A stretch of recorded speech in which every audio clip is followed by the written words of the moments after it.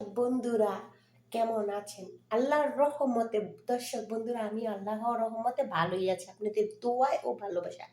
Please আপনারা সম্পূর্ণ ভিডিওটা দেখবেন, দেখে কি বলেছি সেই জায়গার ভিতরে কিছু অবশ্যই শিক্ষা বন্ধু তো থাকতে পারে, ঠিক না দর্শক বন্ধুরা?